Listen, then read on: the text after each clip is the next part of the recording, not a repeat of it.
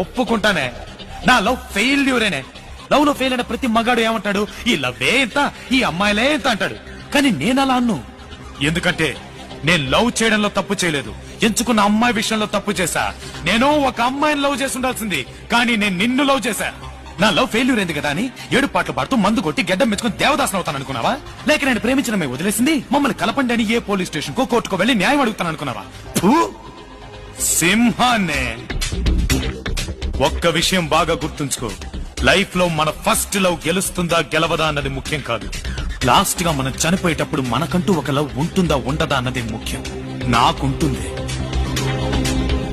ఖచ్చితంగా నేను మళ్ళీ లవ్ చేస్తానే. నీకంటే సూపర్ గా, చక్కగా, అందంగా, కత్తిలా ఉండే అమ్మాయిని నేను వెతుక్కుంటూ వెళ్ళక్కర్లేదు. ఆ దేవుడే నా కోసం పంపిస్తాడు. ఆ అమ్మాయితో నేను హ్యాపీగా ఉండకపోతే అన్ని కళలు తెలిసిన వల్లబుణ్ణే కాదే. ఏటమ్మా లుక్?